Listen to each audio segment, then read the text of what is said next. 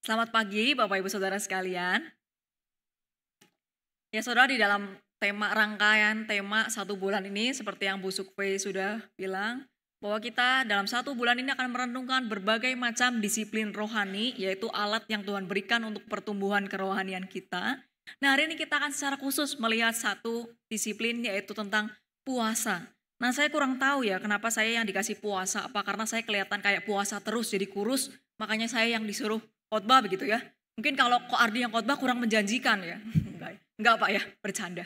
Nah, kita mau melihat dari 2 bagian firman Tuhan. Mari kita buka dari Matius pasal 6 ayat 16 sampai 18. Yang pertama kita buka dari Matius pasal yang ke-6 ayat 16 sampai 18.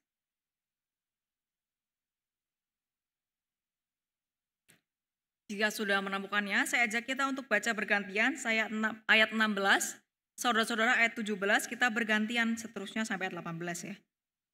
Apabila kamu berpuasa, janganlah muram mukamu seperti orang munafik. Mereka mengubah air mukanya supaya orang melihat bahwa mereka sedang berpuasa. Sesungguhnya aku berkata kepadamu, mereka sudah mendapat upahnya.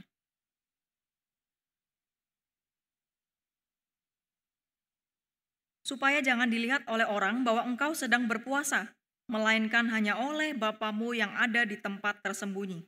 Bapamu yang melihat yang tersembunyi akan membalasnya kepadamu. Kemudian yang kedua kita buka dari Matius pasal 9 ayat 14 dan 15. Matius pasal 9 ayat 14 dan 15. Sama, saya akan membacakan ayat 14, Bapak Ibu ayat yang ke-15. Kemudian datanglah murid-murid Yohanes kepada Yesus dan berkata, "Mengapa kami dan orang Farisi berpuasa, tetapi murid-muridmu tidak?"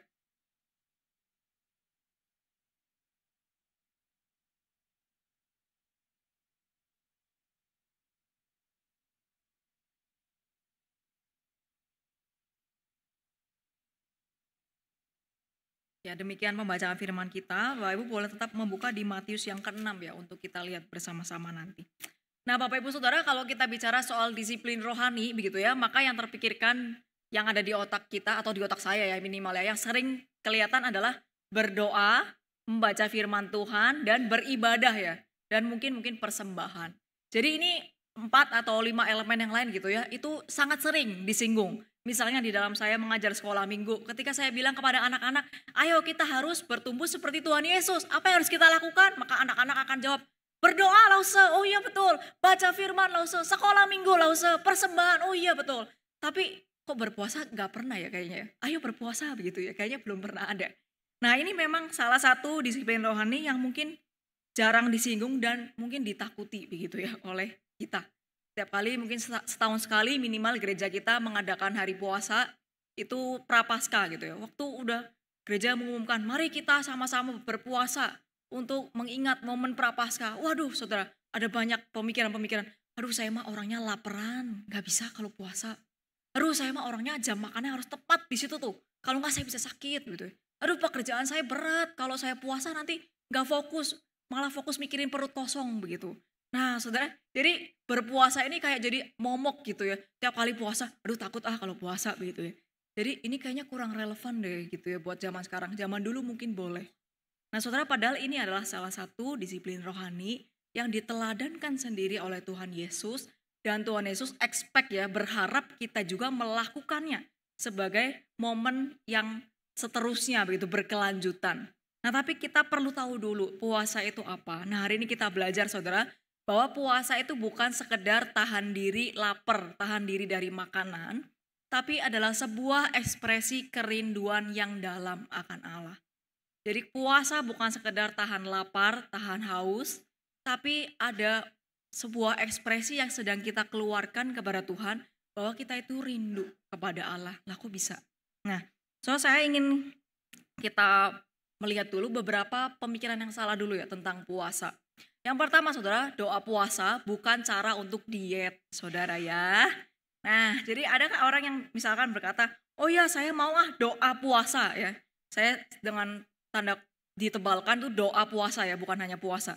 Doa puasa sekalian biar turun berat badan. Jadi sekali dayung 2-3 pulau terlampaui. Bisa lebih dekat kepada Tuhan, bisa juga makin kurus, wah lumayan begitu ya. Nah saudara, doa puasa itu bukan alat untuk berdiet. Nah ada memang cara-cara diet yang menggunakan puasa. Misalkan saya tahu ada beberapa dari saudara tuh menggunakan intermittent fasting. Wah itu apa itu? Nah tanya Kohoho itu lebih tahu ya. Jadi makannya tuh dibatasin jamnya supaya apa? Supaya yang pertama ya pasti turun berat badan tujuannya. Yang kedua supaya sehat, betul ya Pak ya? Jadi jelas saya mau intermittent fasting, puasa supaya kurus, supaya sehat begitu. Nah itu boleh saudara, sah-sah saja. Tapi kalau saudara mau doa puasa secara khusus puasa dan berdoa, itu tidak boleh dengan tujuan supaya saya mau kurus begitu ya. Saya supaya sekalian kurus deh, saya mau puasa. Bukan saudara. Itu bukan cara yang tepat. Saudara boleh pakai cara lain tapi bukan dengan doa puasa. Nah kalau dalam wilayah yang lebih luas nanti kita akan lihat dan saudara mungkin akan baca juga di banyak buku bahwa puasa itu bukan hanya tentang makanan ya, bisa juga hal-hal apapun di dalam hidup kita yang rentan untuk membuat kita mendapatkan penghiburan, membuat kita melupakan Tuhan gitu ya. Nah itu bisa dipuasakan. Puasa gadget kah? Puasa misalkan seks kah? Puasa kenyamanan? Puasa puasa pekerja bukan berarti nggak bekerja ya. Jadi dalam satu waktu memang kita ambil waktu untuk nggak sibuk kesana kesini gitu. Nah itu bisa dipuasakan. Yang kedua saudara, puasa bukan juga alat untuk memaksa Tuhan mengikuti kehendak hati kita. Nah ini yang seringkali salah kaprah ya. Saudara di beberapa hari yang lalu saya baca berita, itu ada berita begini, ada aktivis demo di Jakarta, demo yang beberapa minggu lalu ya, lakukan mogok makan di rutan Polda Metro Jaya di Jakarta. Nah kenapa mereka melakukan aksi mogok makan? Nah jelas mereka punya petisi bahwa presiden itu harus mengabulkan 17 plus 6 permintaan mereka, kemudian membebaskan para aktivis yang dituduh melakukan pelopor demo ini. Nah itu mereka jelas gitu ya. Jadi mereka berpuasa, bukan puasa ya. Mereka mogok makan supaya memaksa presiden mengikuti kemauan mereka, kehendak mereka, permintaan mereka dituruti. Nah saudara, puasa bukanlah yang saya mau katakan salah satu aksi mogok makan. Saya mau dalam pergumulan yang berat, saya mau mogok makan supaya apa? Supaya nanti Tuhan melepaskan saya dari masalah ini. Karena Tuhan kasihan lihat saya kelaparan, kasihan lihat saya kehausan. Atau saudara, kita sedang mungkin lagi memilih misalnya, lagi ada pergumulan, lagi mau milih tempat kerja, atau kita ada pergumulan di dalam keluarga. Saya punya keinginan tuh di sini Tuhan, saya keinginan di Jakarta, saya punya keinginan di luar negeri. Saya doa puasa, kenapa? Supaya Tuhan itu melihat saya itu udah mati-matian doa sampai puasa loh. Masa Tuhan gak mengabulkan doa saya? Kok kasihan banget saya ya Tuhan ya. Nah jadi puasa itu dipakai sebagai cara untuk salah satu alat supaya Tuhan itu ikut dengan kehendak kita. Nah saudara, doa puasa, kalau saudara berpuasa dengan tujuan seperti itu maka kita siap-siap dikecewakan ya. Doa puasa bukan cara untuk memaksa Tuhan ikut kehendak kita. Tapi justru saudara nanti kita akan menemukan bahwa di dalam puasa kehendak kitalah yang diselaraskan dengan kehendak Tuhan. Yang ketiga saudara, doa puasa bukan alat tolak ukur kerohanian. Semakin sering saya berpuasa, semakin panjang puasanya, maka saya lebih Kristen daripada yang belum puasa. Oh kalau pas jam puasa itu saya puasa jam 6 pagi sampai jam 6 malam gitu ya. Tapi saudara saya cuma jam 6 pagi sampai jam 12 siang udah makan bakso. Wah berarti saya kerohaniannya lebih bagus daripada saudara saya. Bahkan yang tidak puasa, wah pasti saya lebih tinggi levelnya begitu ya. Nah saudara, puasa itu bukan tolak ukur kerohanian kita. Seberapa panjang kita puasa, kita mau puasa apa, tidak menentukan kerohanian kita. Tapi memang Tuhan Yesus sendiri itu mengajak kita ya, untuk kita itu melakukan disiplin itu puasa. Nah kalau dikatakan disiplin berarti bukan sekali-sekali ya, tapi secara rutin kita ambil waktu untuk lakukan. Bahkan makanya di Matius pasal 6 ayat 16 itu dikatakan kalau berpuasa mukanya jangan dibuat muram, air mukanya jangan diubah-ubah supaya ketahuan puasa. Kenapa? Karena puasa itu hal yang biasa, jadi kamu jangan jadikan itu sesuatu yang luar biasa. Nah kata muram muka itu dalam bahasa Yunani adalah skaitropos, sedih, lelah, tertekan. Jadi waktu lagi puasa ada mukanya skaitropos, sedih gitu, lelah. Terus nanti saudaranya nanya, kenapa kamu kok mukanya kayak capek, kayak lelah, tertekan? Oh iya saya lagi puasa. Waduh, kemudian saudaranya bilang, wah keren puasa, saya mah nggak bisa begitu. Wah lalu kita mendapatkan kesenangan ya dari pujian itu saudara. Nah maka bisa dikatakan kata Yesus itu tidak bisa disebut sebagai puasa yang benar. Nah bahkan di tulisan-tulisan kuno, Skytropos itu saudara, dikenakan kepada suami-suami yang istrinya jahat. Jadi kalau suami istrinya jahat katanya mukanya Skytropos. Nah ibu-ibu coba lihat muka suaminya. Ada yang Skytropos nggak? Kalau lagi Skytropos mungkin lagi puasa ya. Kita positive thinking, jangan negative thinking dulu. Jadi katanya muka lelah, tertekan itu jangan kita tampilkan pada waktu puasa. Kenapa? Itu sesuatu yang biasa kita lakukan. Matius 6 ayat 16 juga mengatakan di kalimat pertamanya adalah ketika engkau berpuasa. Nah kalau bahasa Indonesia ini pakai terjemahannya apabila ya. Nah kalau apabila kan berarti boleh iya boleh tidak kalau berpuasa. Tapi Yesus dengan jelas bilang ketika gitu ya engkau berpuasa. Artinya Tuhan tahu kita itu pasti melakukan disiplin rohani puasa.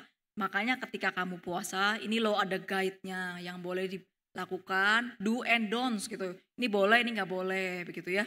Jadi puasa ini sekali lagi disiplin rohani yang diteladankan dan dikehendaki oleh Tuhan untuk dilakukan oleh setiap kita sebagai orang Kristen. Di dalam kondisi mau pergumulan berat, pergumulan tidak berat, lagi prapaskah, tidak prapaskah begitu ya, kita diminta punya disiplin rohani berpuasa. Nah, lalu puasa itu apa? Kalau kita puasa apakah sekedar tahan lapar gitu ya? Nah, saudara ini saya rangkumkan dalam satu kalimat yang tidak bisa pendek begitu ya.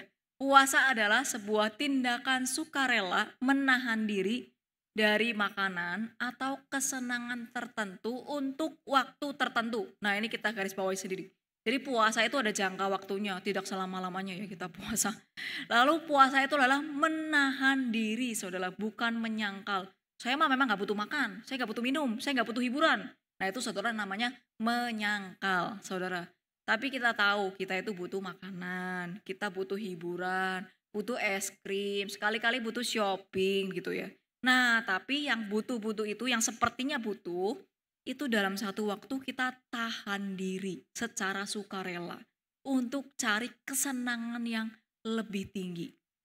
Nah, saudara, yang ditahan itu adalah pertama tadi kita lihat ya, makanan atau kesenangan-kesenangan lain yang menyukakan hati kita.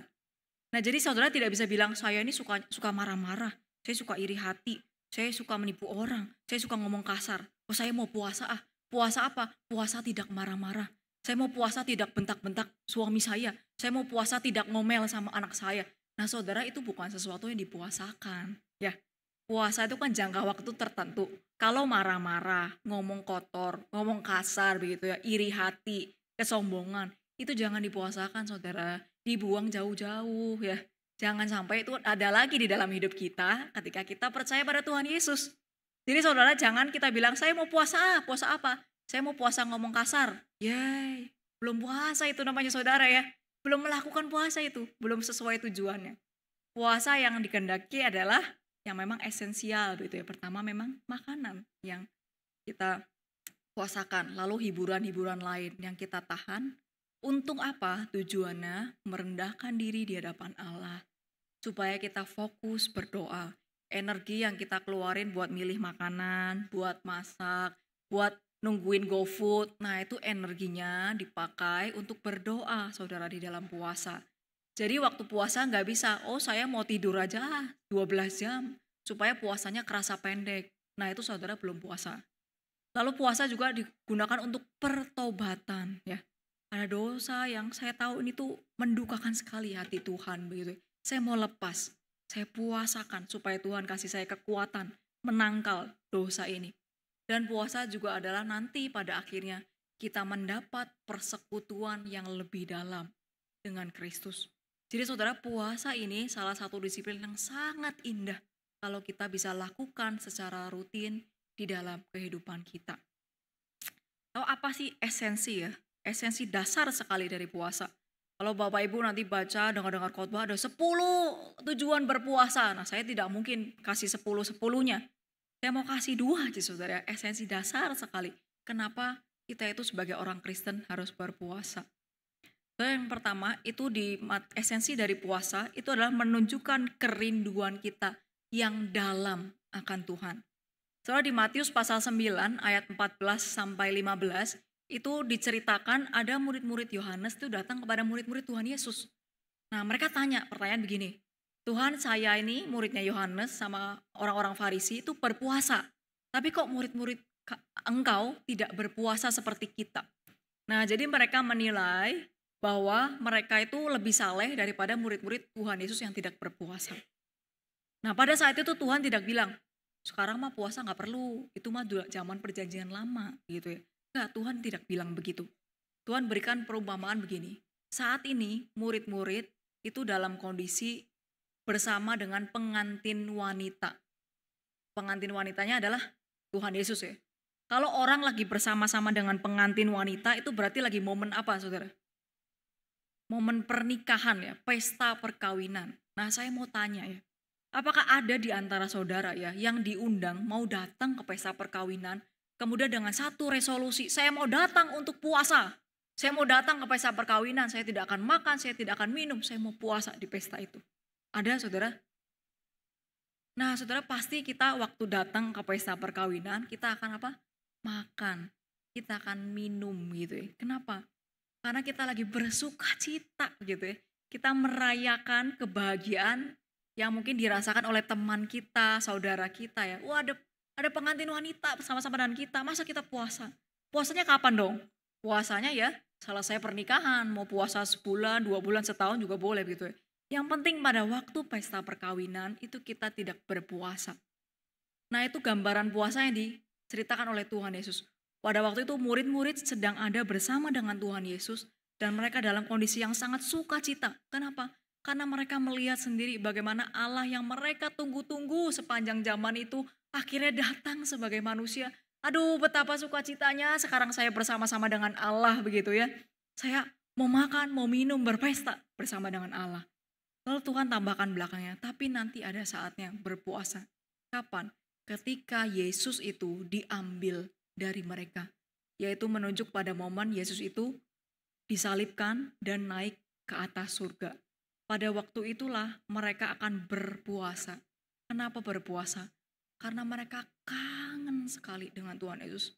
Dulu ya kita tuh sama-sama Tuhan Yesus bersuka cita. Sekarang Tuhan itu diambil dari kita loh. Aduh saya sedih sekali.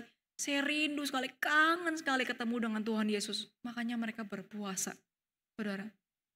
Nah ada satu gambaran yang mungkin tidak bisa sepenuhnya menggambarkan begitu ya, tapi cukup baik.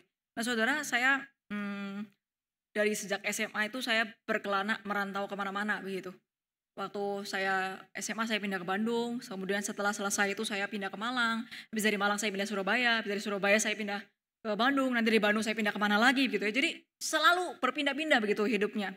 Nah jadi waktu untuk pulang itu sangat terbatas, 3 hari, 5 hari, seminggu gitu. Di Jawa Tengah, saya orang Jawa Tengah ya. Lalu tiap kali saya pulang tuh saya selalu kabarin papa mama saya pulang tanggal segini begitu ya. Nah nanti papa mama saya akan tanya, oh kamu naik apa? Oh kamu jam berapa sampainya? Nanti dijemputnya gimana begitu ya, sampai jam berapa mau dijemput gitu.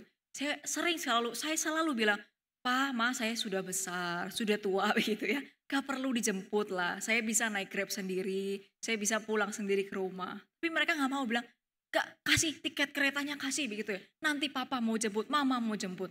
Nah memang pada waktu saya tiba misalnya di stasiun begitu ya. Tidak ada adegan peluk-pelukan, tangis-tangis, cium-ciuman kayak di sinetron gitu ya, gak ada begitu saudara. Tapi saya mengerti bahwa kerinduan mereka itu sangat besar. Untuk apa? Untuk menemukan anaknya itu pulang ke rumah gitu. Anaknya itu udah lama pergi, jadi waktu mau pulang itu waduh senang sekali. Mereka sangat tunggu-tunggu. Nah saudara kalau kita yang punya anak udah besar, mungkin sudah nikah, rumahnya sudah pindah beda dari kita, atau kita punya anak itu sudah merantau begitu ya, atau di sini ada beberapa anak rantau ya meninggalkan rumah. Nah nanti kita akan menemukan ya bahwa kalau anak tidak ada di rumah itu, aduh kangen sekali ya. Tapi waktu anak itu bilang dia mau pulang, saudara, kita akan berusaha. Oh saya nih harus siap-siap jam berapa? Ini saya mau masak rendang apa mau masak telur balado? Saya mau pergi kemana? Mau belanja apa gitu? Kita siapkan sampai apa? Sampai lupa makan. Kenapa? Karena rasa lapar itu tertahan dengan rasa kangen, ketutupi begitu dengan rasa kangen.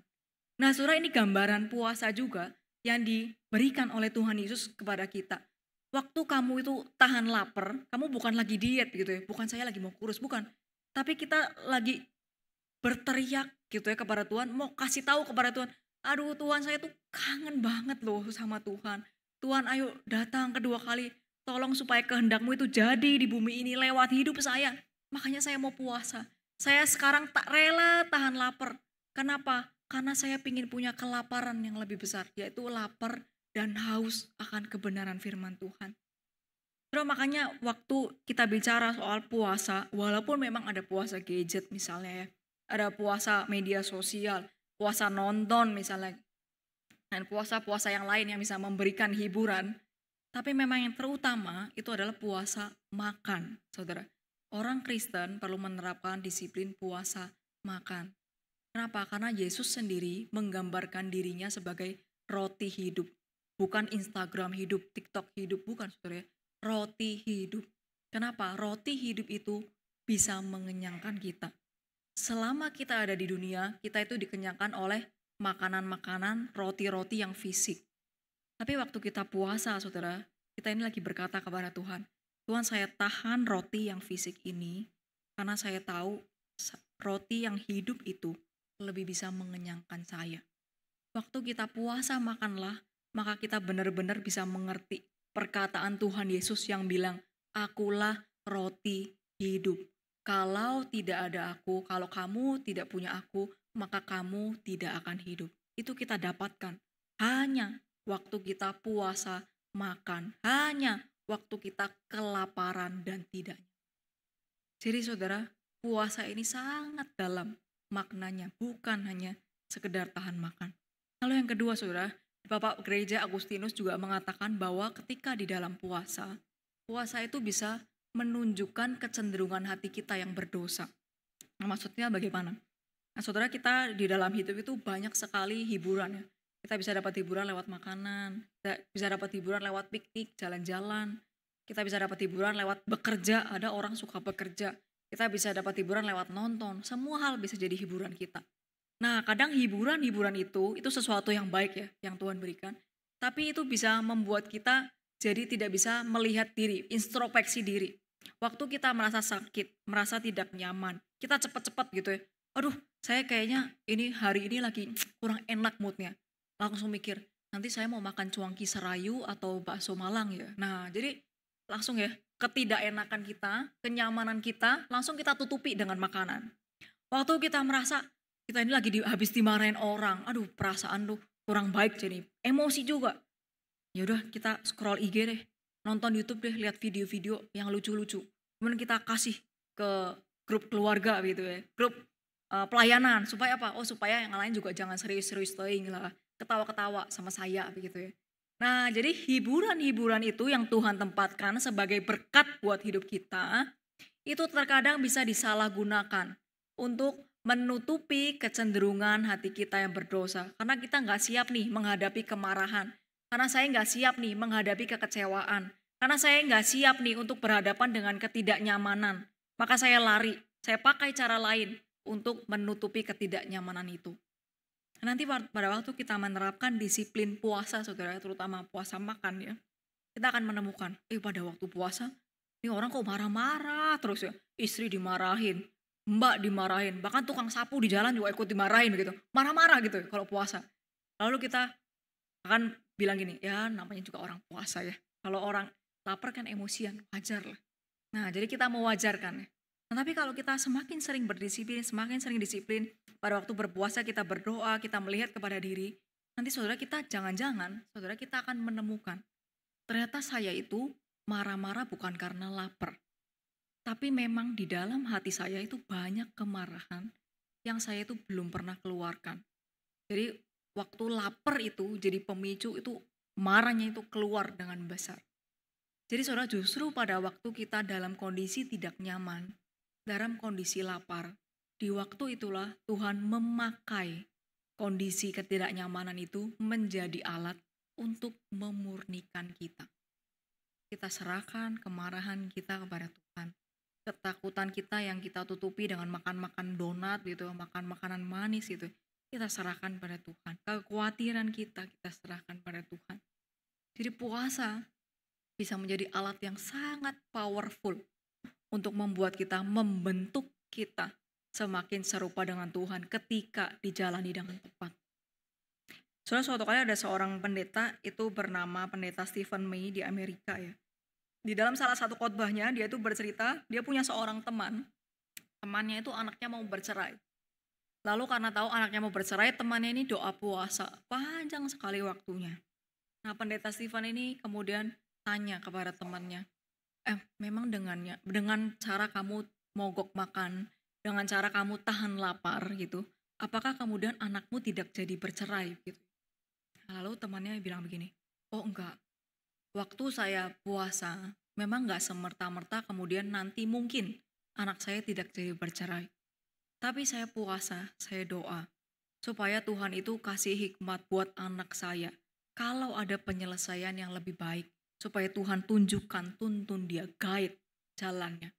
Saya juga berdoa, kalau bisa Tuhan berikan hati pengampunan buat anak saya. Kalau misalkan nanti memang akhirnya jadi bercerai, Tuhan kasih hati pengampunan yang besar buat suami, buat istri, buat anak. Yang terakhir saya juga berdoa, bukan untuk anak saya. Saya doa puasa untuk diri saya sendiri. Karena saya membutuhkan hikmat Tuhan untuk menghadapi anak saya yang mau cerai ini. Saya mau hadapi dia dengan pengampunan, dengan belas kasihan. Saya tidak mau hadapi dia dengan penghakiman seperti yang saya rasakan. Jadi doa puasa itu bukan mengubah hati orang lain, mengubah hati Tuhan, tapi terutama mengubah hati kita sendiri. Apakah ada hal-hal yang memang kita harus lepaskan di dalam hidup kita yang kita itu gak mau lepas. Tapi dengan puasa kita secara sadar berserah di dalam kelaparan kita. Apakah di dalam hidup kita ada hal-hal pergumulan yang begitu berat yang saya merasa saya gak sanggup ini Tuhan ya. Kita doa puasa, minta kekuatan dari Tuhan untuk menjalankan pergumulan yang tidak mudah itu saudara. Jadi doa puasa bukan sekedar tahan makan, saya gak makan. Itu diet saudara kalau saudara sekedar tahan makan. Tapi di dalam doa puasa itu, Tuhan bilang di Matius 6 ayat 18, Bapamu yang tersembunyi akan melihat doamu di dalam puasa itu dan akan melawat engkau dan membalas, memberikan rewardnya kepadamu. Doa puasa ini dijanjikan oleh Tuhan ya. Bahwa waktu kita sungguh-sungguh tulus di dalam berpuasa, menjadikan ini disiplin rohani, ada hal besar yang bisa kita dapatkan. Pengenalan yang lebih dalam akan Tuhan, lebih daripada yang sebelumnya kita dapatkan. Saudara, rindu gak sih kita ini kangennya dengan Tuhan tuh dengan luar biasa. Rindu gak sih saudara, kita itu punya keluarga benar-benar mengasihi Tuhan dengan begitu besar. Rindu gak sih saudara, kita punya gereja, kita itu bisa punya kebangunan yang besar begitu ya. Saudara serahkan di dalam doa dan juga puasa saudara kepada Tuhan. Di dalam puasa itu kita tanya, Tuhan ini hidup saya itu mau dibawa kemana? Tuhan tunjukkan, tuntun jalannya, buka pikiran saya. Energi kita yang buat makan kita pakai untuk berdoa. Waktu kita berdoa untuk anak kita, ini anak kita gimana? Susah diatur. Ini keluarga kita gimana? Udah mau hancur, udah di ujung tanduk ini Tuhan. Doa, dengan rendah hati datang di hadapan Tuhan, berpuasa. Kita minta Tuhan itu mengintervensi gitu ya, di dalam momen-momen hidup kita. Dan juga di dalam gereja kita, ini pelayanan mau dibawa kemana? Ini hamba Tuhan, majelis pengurus komisi mau bikin program, kita mau bikin program seperti apa? Kita mau menumbuhkan jemaat yang seperti apa? Kita mau bikin gereja yang seperti apa? Doakan dengan sungguh-sungguh, dengan rendah hati, dengan puasa. Saudara, Tuhan bilang Tuhan melihat dan akan membalasnya kepadamu. Saudara jangan takut ya waktu berdoa puasa, menerapkan disiplin doa. Ada orang-orang yang mungkin saya dengar juga belum apa-apa udah takut. Saya takut lapar, saya takut nanti gak bisa, saya takut sakit. Nah saudara saya mau bilang, memang lapar saudara. Saya gak bohong bilang, enggak lah gak lapar gitu. Lapar saudara, puasa itu lapar luar biasa. Apalagi kalau kita makannya tepat. Tetapi yang saya mau bilang begini, kalau memang Tuhan itu kasih doa puasa itu sebagai salah satu disiplin rohani untuk pertumbuhan kita, untuk kebaikan kita. Masa sih Tuhan tidak kasih kekuatannya? Kalau memang Tuhan tahu doa puasa ini sesuatu yang sangat baik untuk pengenalan kita akan Allah, masa sih Tuhan gak kasih pertolongannya untuk kita puasa? Jangan takut saudara untuk berpuasa. Tuhan itu memberikan kekuatannya tepat pada waktunya.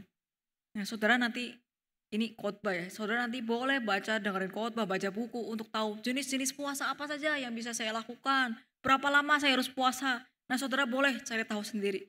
Tapi intinya adalah pertama kita ingat bahwa puasa itu adalah alat anugerah yang dipakai oleh Tuhan untuk menumbuhkan hidup kita sebagai orang Kristen. Engkau mau pengenalan lebih dalam akan Allah, berpuasalah. Engkau mau lebih tahu, lebih rindu, punya kehausan, kelaparan yang lebih besar akan Allah, berpuasa saudara. Karena di dalam puasa itu maka engkau akan menemukan Allah di dalam hidupmu. Seperti yang dikatakan oleh Mazmur 63, bahwa nanti jiwa kita itu akan dikenyangkan, bukan dengan makanan. Jiwa kita itu terutama akan dikenyangkan dengan Tuhan. Saudara, saya mengajak kita untuk membaca Mazmur 63 ayat pertama sampai ke 6 ini sebagai doa tutup kita pada pagi hari ini. Mari kita berdoa. Mazmur Daud ketika ia berada di padang gurun Yehuda. Ya Allah, Engkaulah Allahku. Pagi-pagi aku mencari Engkau. Jiwaku haus kepadamu. Tubuhku letih merindukan Engkau. Seperti tanah yang kering dan kehausan, tiada berair. Demikianlah aku mengarahkan mata padamu di tempat kudus, untuk melihat kekuatanmu dan kemuliaanmu. Sebab kasih setiamu lebih baik daripada hidup. Bibirku akan memegahkan Engkau. Demikianlah aku mau memuji Engkau seumur hidupku, dan menyebut namamu dengan tangan terangkat. Jiwaku dikenyangkan seperti dengan sumsum yang terlezat, dan dengan bibir yang bersorak-sorai, mulutku menyanyikan puji-pujian. Ya, jiwaku dikenyangkan oleh Engkau. Amin. Saya kembalikan kepada liturgus.